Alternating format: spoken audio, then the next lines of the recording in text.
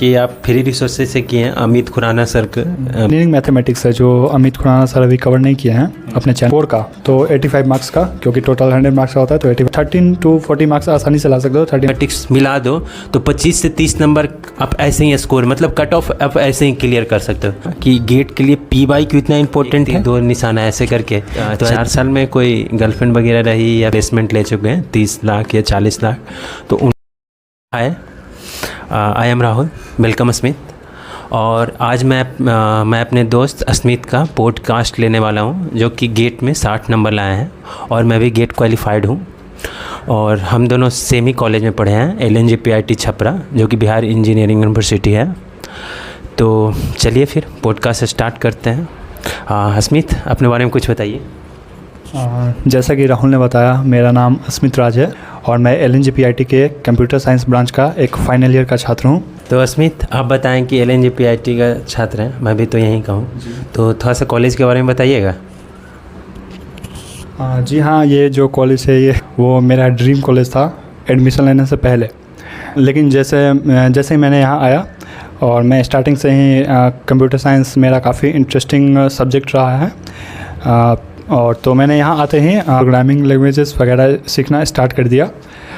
उसके बाद जैसे ही मुझे इसमें इंटरेस्ट आया, मैं DSA स्टार्ट कर दिया। उसके बाद यहाँ पे एक टेक्निकल क्लब था और उसमें मैंने ज्वाइन किया और मेरे पास जितना भी थोड़ा नॉलेज था उसको मैं शेयर करना स्टार्ट किया। और मैंने चाहा यहाँ पे कि कोडिंग कल्चर स्टार्ट करूँ, काफ़ी अच्छा। तो लेकिन मैंने कोशिश काफ़ी की, लेकिन इसमें उतना तो सफल नहीं हो पाया। लेकिन फिर सोचा कि अब आई थिंक अपने करियर के बारे में सोचना चाहिए। तो मेरा एक्चुअली DSA पार्ट जो है वो मुझे काफ़ी इंटरेस्टिंग लग रहा था, तो उसमें मैंने काफ़ी आई थिंक अच्छा खासा DSA किया था। तो इस कॉलेज में जो जिस प्रकार की कंपनीज़ आती है वो DSA वगैरह नहीं पूछती है, और टेक कंपनीज़ एक्चुअली आती ही नहीं है। आपको ये जो फैक्ट है आपको मानना पड़ेगा, ठीक है। यहाँ पे कोई कंपनीज़ आती नहीं है, टेक कंपनीज स्पेशली सेल्स आती है, और बाकी वो बुलाया जाता है हाँ, बाकी सारे बच्चे जो हैं यहाँ पे ऑफ कैंपस सप्लाई करते हैं। ऑफ कैंपस का अगर हिस्ट्री बताएं तो 18 बैच तक का काफ़ी अच्छा रहा है। लेकिन जैसे ही ये जो 24 और 25 बैच है जिसमें वो काफ़ी अच्छा परफॉर्मेंस नहीं दे पाए हैं, क्योंकि जैसा AI वगैरह के हाइप से मान लें या फिर जैसा ले ऑफ मार्केटिंग कंडीशन है, तो उसके अनुसार मेरे विचार में DSA करना सही बात है, पढ़ना सही बात है, लेकिन अपॉर्चुनिटी ना मिलना पढ़ने के बाद ये मुझे अच्छा नहीं लगा। फिर मैंने सोचा कि इसको जो जितना भी मैंने DSA सीखा हुआ है इसको परफेक्टली यूटिलाइज़ कैसे करें। फिर मैंने गेट प्रिपरेशन स्टार्ट किया, क्योंकि मैं जानता था कि गेट के बाद जो कोई कॉलेज मिलता है वहाँ पे अच्छी अच्छी कंपनीज़ विज़िट करती है और इस कोडिंग वगैरह नॉलेज के बेसिस पे अच्छे पैकेजेस पे प्लेस करती है। So I think this is the motivation for me to prepare for the GATE. तो यही मोटिव था मेरा गेट का प्रिपरेशन स्टार्ट करने का। अच्छा, तो अभी आपने बोला, जैसे आपने अभी बताया कि आपके कॉलेज में कंपनी उतनी नहीं आती है, तो आप गेट क्यों क्या? पहले स्टार्टिंग में आप कोडिंग अच्छे खासे किए थे, DSA किए थे, जो कि भगवान माना जाते हैं कंप्यूटर साइंस में DSA। आपको अगर हाई पैकेज चाहिए, गूगल माइक्रोसॉफ्ट वगैरह में चाहिए, तो DSA आपको आना चाहिए। लेकिन आप किए, लेकिन आपको यहाँ पे उतना वैल्यूएबल इंसाइट नहीं दिख रहा था, फ्रूटफुल नहीं दिख रहा था। तो फिर यूट्यूब वगैरह पे आपको लगा कि गेट मेरे को IIT NIT में जाने के बाद मेरे को अच्छा प्लेसमेंट, वहाँ पे कंपनी आती है, तो मेरे जो स्किल्स है DSA को वो पहचानेगी। तो इसलिए तो मैं तो पहले आपने बताया कि गेट स्टार्ट कर दिया, और तो मैं ये पूछना चाहूँगा पहले कि थोड़ा सा बता सकते हैं कि गेट क्या होता है, और आप जो बोले आप कंप्यूटर साइंस से BTech कर रहे हैं, तो उसके लिए कितना इम्पोर्टेंट है इंटर्न साइज? हाँ, जो देखिए गेट जो है वो ग्रेजुएशन लेवल के बाद एक इंजीनियरिंग फील्ड में एक बेसिक लेवल का एग्ज़ाम है, जो आपको जस्ट ये पता करता है कि किसी डिसिप्लिन में आपका कितना इन डेप्थ नॉलेज है। तो ये बस आपको ये एप्टीट्यूड चेक करता है कि आपका नॉलेज कितना है किसी एक पर्टिकुलर डिसिप्लिन में, जैसा कि हमारा कंप्यूटर साइंस का है। And for any branches it checks your basic concepts, how you know, how deeply you know this concepts. हाँ, कंप्यूटर बेसिकली जो बाकी ब्रांचेस के बच्चे हैं वो बेसिकली वो टारगेट करते हैं PSU वगैरह। अगर बात करें कंप्यूटर साइंस का, तो वो जो है वो most of them prepare just to get into an best college at IIT so that they get placed at a higher package. Yes. अच्छा, आपने जैसे बताया कि मोस्टली गेट वगैरह जैसे होता है कि एक ग्रेजुएशन लेवल पे एग्ज़ाम है, और ये कंप्यूटर साइंस के लिए इम्पोर्टेंट ये है कि इसमें बच्चे प्लेसमेंट में हायर स्टडी पे जाते हैं, हायर कॉलेजेस पे, IIT NIT, और प्लेसमेंट वहाँ पे अच्छी मिल जाती है, और बाकी अदर ब्रांच के लिए PSU के लिए अप्लाई करते हैं। मोस्ट ऑफ देम उसमें भी जाते हैं, एमटेक करते हैं, लेकिन जो प्लेसमेंट पर्सपेक्टिव से जाते हैं वो मेनली कंप्यूटर साइंस के लड़के ही जाते हैं। अच्छा, मैं ये पूछूंगा, अभी थोड़ा सा PSU के बारे में बोले तो थोड़ा शॉर्ट में थोड़ा PSU के बारे में बता सकते हैं? हाँ, PSU एक सेमी गवर्नमेंट जॉब है जिसका जो स्टार्टिंग सैलरी है वो काफ़ी अच्छा होता है। अच्छा स्कोप है? हाँ, उसमें भी अच्छा स्कोप है एज एन, हाँ आधा ब्रांच है तो। अच्छा, तो ठीक है, आप बताएं कि PSU भी अच्छा स्कोप है, अगर आप अदर ब्रांच के हैं तो PSU के लिए अप्लाई कर सकते हैं। मैं ये पूछना चाहूँगा कि जैसे आप कैसे गेट के बारे में आप जब जैसे मेरे को बता रहे थे आप कि आप मेनली फ्री रिसोर्सेज से किए हैं, उतना कोई जो भी आपका टूल्स है, जैसे PW आज प्लेटफॉर्म है या फिर अनअकैडमी है, तो मोस्टली बच्चे यहाँ पर स्टक हो जाते हैं, वहाँ पर पढ़ते हैं। तो आप हमको जहाँ तक बताएं आप फ्री रिसोर्सेज से ही प्रिपरेशन किए, तो बता सकते हैं कि कहाँ से फ्री रिसोर्स, और फ्री रिसोर्सेस इनफ है? आप दिखा रहे हैं कि आपका 60 नंबर है, तो फ्री रिसोर्स इनफ है कि आप 60 नंबर ला सकते हैं, वो फ्री रिसोर्स है, तो बता सकते हैं क्या? जी हाँ, मैंने जो रिसोर्सेज यूज़ किया था वो मेनली मैंने अमित खुराना सर से पढ़ा है। हाँ, जो यूट्यूब पे फ्रीली अवेलेबल है। उनका जैसे जो लेक्चर है वो काफ़ी ज़्यादा लेंदी होता है, काफ़ी ज़्यादा डीप पढ़ाते हैं वो, और उनका जो लेक्चर है I think more than sufficient है। गेट से एक लेवल ऊपर ही पढ़ाते हैं, और उनका जो पढ़ाने का तरीका है वो आप कभी नहीं बोलेंगे कि मुझे कोई ये पर्टिकुलर कॉन्सेप्ट समझ में नहीं आया। मतलब जितना चीज़ पढ़ाते हैं वो मोर देन सफिशिएंट है। हाँ, वो बेसिक से शुरू करते हैं और काफ़ी अच्छा लेवल तक पढ़ाते हैं। और एक्चुअली मैंने कोशिश भी की थी कोई पेड कोर्स बाई करने की, फिर मैंने सोचा कि अगर मैं पेड कोर्स बाई भी करूँगा तो मैं पढ़ूँगा तो इन्हीं से ही, क्योंकि उनका जो पढ़ाने का तरीका है ना, दैट इज़ अमेजिंग। मतलब काफ़ी ज़्यादा मतलब हाँ, मतलब कोई भी एक below average student like me अगर पढ़ता है तो उसको भी हर एक कुछ समझ में आएगा। ऐसे आप बताएं कि आप फ्री रिसोर्सेज से किए हैं अमित खुराना सर के वीडियो से, तो ये अमित खुराना सर सारे सब्जेक्ट पढ़ाते हैं या फिर कोई पर्टिकुलर सब्जेक्ट, ये बता सकते हैं क्या? हाँ, तो वो सारे सब्जेक्ट पढ़ाते हैं, लेकिन अभी उनका कोर्स एक्चुअली कंप्लीट नहीं है। जैसे कि कुछ कोर्सेज जो हैं, जैसे कंप्यूटर ऑर्गेनाइजेशन एंड आर्किटेक्चर हो गया, और आई थिंक अभी DSA से अभी कंटिन्यू कर रहे हैं, उनका जो प्लेलिस्ट है फॉर गेट, तो वो भी कंटिन्यू किए हुए हैं। बाकी मोस्ट ऑफ द सिलेबस उनका कंप्लीट है, जैसे डिस्क्रीट मैथ हो गया, कंप्यूटर नेटवर्क हो गया, आपका डिजिटल लॉजिक हो गया, और भी काफ़ी सारे सब्जेक्ट्स हैं, जैसे ये डेटा स्ट्रक्चर का जैसे मैंने बताया अभी कंटिन्यू किए हुए हैं। उसके बाद या theory of competition, compiler design हो गया, ये सारा का सारा वो कंप्लीटेड है। जो मेन टारगेट करते हैं, उनका जो टारगेट है वो मेनली गेट CS ही हैं, लेकिन वो जब पढ़ाते हैं ना तो बोलते हैं कि देखो मैं जो जहाँ तक बता रहा हूँ वहाँ तक का जो है वो गेट CS ही ख़त्म है, उसके बाद जो मैं पढ़ाऊँगा ये MTech लेवल का है।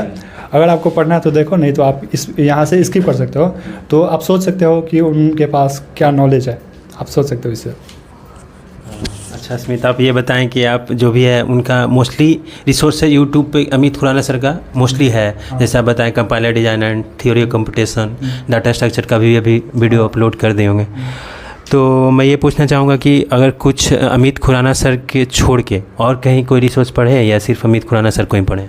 जी हाँ, जैसे कि इंजीनियरिंग मैथमेटिक्स है जो अमित खुराना सर अभी कवर नहीं किए हैं अपने चैनल पे, तो एक चैनल है इंजीनियर्स हब करके, उस चैनल पे एक विनय सर हैं जो कि इंजीनियरिंग मैथमेटिक्स पढ़ाए हैं, वो हर एक ब्रांचेस के लिए हैं और मतलब काफ़ी अच्छा पढ़ाए हैं। उनसे पढ़ के मतलब काफ़ी ज़्यादा कॉन्फिडेंस आ गया इंजीनियरिंग मैथमेटिक्स में। और बाकी एक है जो रविंद्र बाबू रावला सर, तो उनसे मैंने DSA किया हुआ है, क्योंकि उस समय जो जिस टाइम पे हम पढ़ते थे अमित खुराना सर से, तो उस टाइम पे उनका जो लेक्चर है वो कंप्लीटेड नहीं था DSA का, तो मैंने सोचा कि रविंद्र बाबू रावला सर से करूं, तो मैंने DSA उनसे पढ़ा। और कंप्यूटर ऑर्गेनाइजेशन आर्किटेक्चर भी मैंने रविंद्र बाबू रावला सर से पढ़ा है कंप्लीट।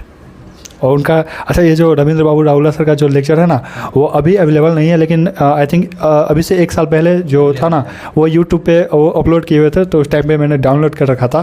तो वो एक्चुअली मैं कोई भी वीडियो देखता हूँ तो उसको डाउनलोड कर लेता हूँ ताकि बीच में ऐड इंटरप्ट ना करे, और हाँ वीडियो मतलब कंटिन्यूसली देख पाऊँ। या अभी आपको रविंद्र बाबू रावला का यूट्यूब पे नहीं मिलेगा। नहीं मिल पाएगा। अच्छा, आप मतलब ये बता रहे हैं कि आप जब हम गेट का तैयारी करते थे कोई भी वीडियो देखते थे यूट्यूब से तो आप अपना ट्रिक लगाते थे कि कोई भी वीडियो पहले डाउनलोड कर लो, क्योंकि आप जैसे रविंद्र सर के बारे में बता रहे हैं तो अभी वीडियो उनका यूट्यूब पे नहीं है, लेकिन आप डाउनलोड कर लिए थे तो आपके पास था, पढ़ लिए। अच्छा, तो ये था। तो आप मैं ये पूछना चाहूँगा कि जैसे गेट में होता है कि एप्टीट्यूड सारे ब्रांच के लिए होता है जो कि 15 नंबर का होता है, एप्टीट्यूड और कोर पेपर का कितना इंपॉर्टेंस है ये बताइएगा। और एक्चुअली एप्टीट्यूड और कोर दोनों का अपना अपना इम्पोर्टेंस है। अगर मैं बात करूं एप्टीट्यूड का तो वो 15 मार्क्स का पूछा जाता है, और अगर मैं बात करूं ये कोर का तो 85 मार्क्स का, क्योंकि टोटल 100 मार्क्स का होता है तो 85 का कोर होता है। तो अगर मैं बात करूं एप्टीट्यूड का, तो अगर आप एप्टीट्यूड करते हो तो उसमें ज़्यादा वास्ट क्वेश्चन नहीं पूछा जाता। मेनली 1-2 क्वेश्चन हो सकता है कि टफ़ हो, बाकी सारे के सारे क्वेश्चन काफ़ी ज़्यादा इजी होते हैं। हाँ, एटलीस्ट मतलब 13 to 40 मार्क्स आसानी से ला सकते हो, 30 मार्क्स। तो ये जो एप्टीट्यूड है वो काफ़ी ज़्यादा इम्पॉर्टेंट है। और अगर हम इसको कंपेयर करें बाकी कोर्स सब्जेक्ट से, जैसे कि हम अगर इसको कंपेयर करें डिस्क्रीट मैथमेटिक्स से, तो अगर आप अमित खुराना सर से पढ़ते हो तो उनका 300 आवर्स का लेक्चर है, अप्रोक्स 300 आवर्स का लेक्चर है। तो उनसे अगर आप करते हो तो एक्चुअली जो डिस्क्रीट मैथमेटिक्स है वो 8 to 10 मार्क्स का पूछा जाता है। और वहीं अगर आप एप्टीट्यूड पढ़ते हो तो I think at most 25 to 30 hours का लेक्चर होगा, जिसमें आप अपने एप्टीट्यूड को कंप्लीट कर सकते हो। हाँ, और तो यहाँ पे आप अगर आप मार्क्स वर्सेस टाइम रेशियो देखते हो तो एप्टीट्यूड का ज़्यादा है, तो एप्टीट्यूड को आप कम टाइम में ज़्यादा स्कोर कर सकते हो एप्टीट्यूड का with respect to core paper. जैसे आप बताएं अभी कि एप्टीट्यूड बहुत इंपॉर्टेंट है, ये 15 नंबर का रहता है compare to other core paper. जैसे आप बताएं कि डिस्क्रीट मैथमेटिक्स हो गया, कंपाइलर डिजाइनर, अदर जो भी है, तो ये आपका ये जो एप्टीट्यूड है 15 नंबर का, ये 30 घंटे में मात्र कंप्लीट हो जाएगा कंपेयर टू आप डिस्क्रीट मैथमेटिक्स अभी बोले कि जो 300 घंटे की है, मात्र 8 नंबर का वो आ रहा है, और ये एप्टीट्यूड 15 नंबर का मात्र 30 घंटे में कंप्लीट हो जाए। तो इंपॉर्टेंस दिखा रहा है कि कितना इंपॉर्टेंट है। अच्छा, आप ये बताएं कि एप्टीट्यूड इंपॉर्टेंट है। और मैं ये भी सुना हूँ कि अगर आप इंजीनियरिंग मैथमेटिक्स ये एप्टीट्यूड और इंजीनियरिंग मैथमेटिक्स मिला दो तो 25 से 30 नंबर आप ऐसे ही स्कोर, मतलब कट ऑफ आप ऐसे ही क्लियर कर सकते हो, क्या सही है?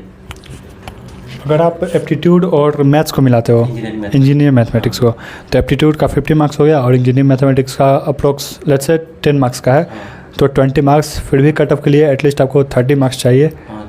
हाँ, तो अगर आप डिस्क्रीट मैथमेटिक्स को इसमें मिक्स करते हो तो let's in the best case आपको 10 मार्क्स का पूछता है, तो टोटल 35 मार्क्स हो जाते हैं। तो आप अगर इसको अच्छे से पढ़ते हो ना, so you can score approx 30 marks. हाँ, वर्स्ट केस में अगर आप अच्छे से प्रिपेयर करते हो तो हर एक चीज़ का इन डेप्थ नॉलेज होना चाहिए, तो आप क्वालिफाई कर सकते हो।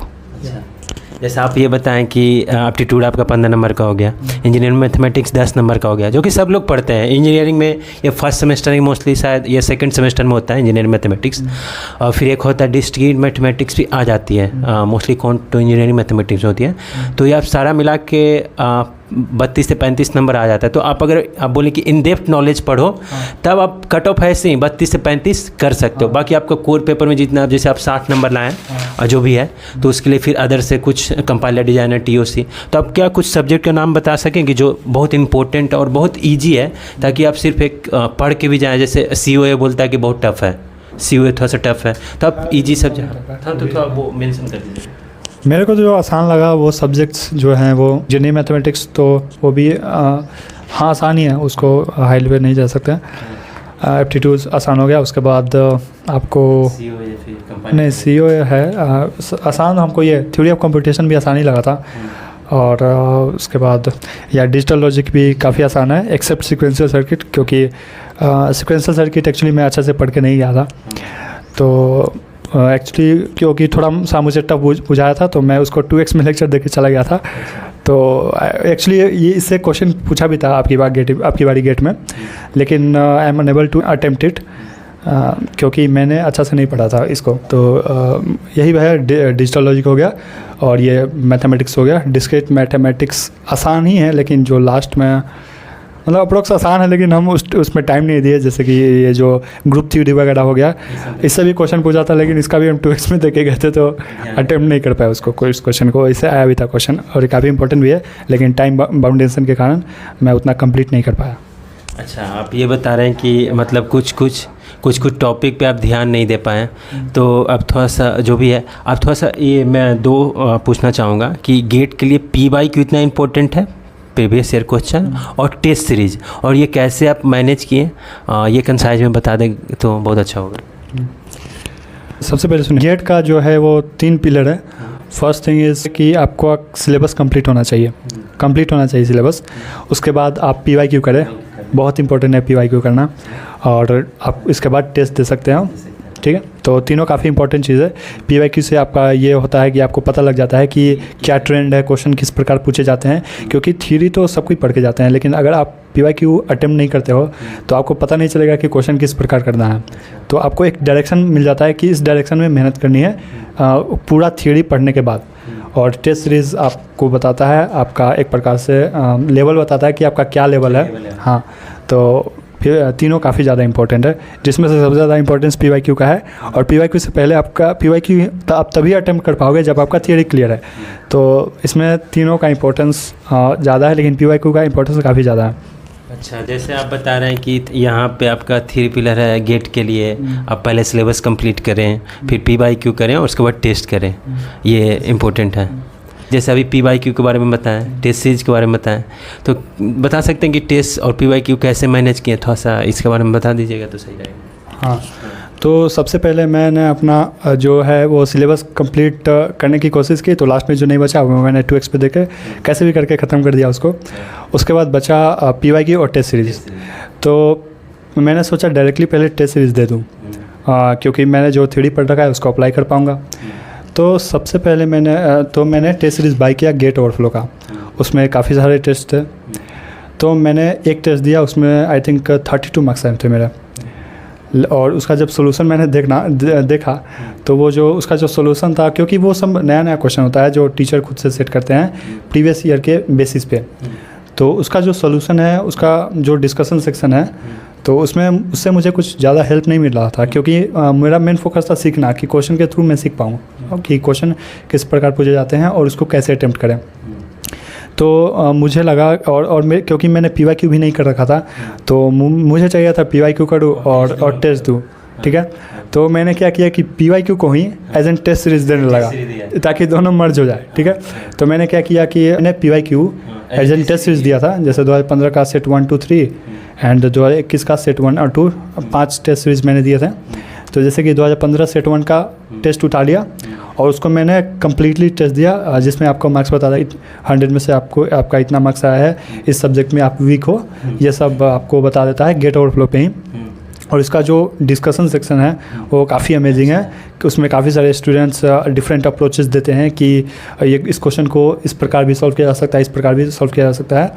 तो ये जो है वो काफ़ी इम्पोर्टेंट है, क्योंकि एक जो क्वेश्चन होता है वो कई तरीके से सॉल्व किया जा सकता है। तो वो जो डिस्कशन सेक्शन है ना, मुझे काफ़ी हेल्प मिला है उससे। और बाकी जो कुछ भी हमें डाउट्स आता था वो मैं ChatGPT पे जाके सर्च करता था और वो मेरा डाउट क्लियर कर देता था, थैंक्स टू देम। अच्छा, तो आप अब ये बताएं कि PYQ टेस्ट सीरीज आप एक होता है ना कि एक तीर दो निशाना ऐसे करके, तो एज ए टेस्ट सीरीज ही आप PYQ को दिए, तो आपका जो वो था दोनों कंप्लीट हो गया। और प्लस आप एक साइड बता रहे थे गेट ओवरफ्लो, जिसका आपको उसका डिस्कशन सेक्शन इंपॉर्टेंट लगा, कि एक क्वेश्चन का होता है मल्टीपल वे होता है सोल्व करने का, ताकि आप स्ट्रेटजी एग्जाम में कितना जल्दी आप क्वेश्चन सोल्व कर पाओ। उसमें काफ़ी ज़्यादा उसके पीछे क्या कंसेप्ट क्या है, ये सारा का सारा मतलब पूरा रिवाइज हो जाता था। अच्छा, और ये भी बताएं कि ChatGPT जो अभी टेक्नोलॉजी आया हुआ है वो आपको भी बहुत ज़्यादा हेल्प किया। काफ़ी ज़्यादा किया। अच्छा, ठीक है। तो मोस्टली तो हम लोग यही सब डिस्कस कर लिए। अब ये बताएंगे स्मिथ कि ये 4 साल तो आप कॉलेज में जो भी है आपका ख़त्म ही होने वाले हैं, तो अब इसके बाद जो भी है NIT या IIT जो आपको मिलेगा वहाँ जाइएगा। तो एज अ फन 4 साल में कोई गर्लफ्रेंड वगैरह रही या फिर कुछ ऐसे कुछ बताना चाहते हैं? आई थिंक इसके बारे में मुझे कोई कमेंट नहीं करना चाहिए। तो थैंक यू अस्मित, अच्छा लगा आपका पॉडकास्ट लेकर, जो भी लगा, और अमेजिंग था। तो थैंक यू। और मैं आपसे फिर जो भी है कुछ आगे भी आपको ऐसे पॉडकास्ट पे फिर से बुलाऊंगा। और thank you Asmit. Thank you Rahul, आप अपने चैनल पे बुलाने के लिए, हमें मौका मिला आपके साथ इंटरेक्ट करने का। Thank you. तो आप ये पॉडकास्ट का वीडियो यहीं पे जो भी था, इम्पोर्टेंट गेट में ये 60 नंबर लाया है मेरा अस्मित, और हम भी गेट में अच्छे नंबर लाए हैं। तो जो भी था, और फिर मैं ऐसे ही पॉडकास्ट आगे लाता रहूँगा गेट का। और जो भी अभी आईटी सेक्टर में जॉब कर रहे हैं, इवन अभी जॉब का प्लेसमेंट ले चुके हैं 30 लाख या 40 लाख, तो उन लोग का जो भी है, उन लोग का भी प्लेसमेंट का, उन लोग का भी पॉडकास्ट मैं लाऊंगा। इवन गवर्नमेंट सेक्टर में आइदर एसएससी, सीजीएल, बीपीएससी, या इस जो भी अभी अच्छे पोस्ट पे हैं, उन लोग का भी आपके सामने पॉडकास्ट लाऊंगा। तो stay tune. Thank you. Like, share and subscribe.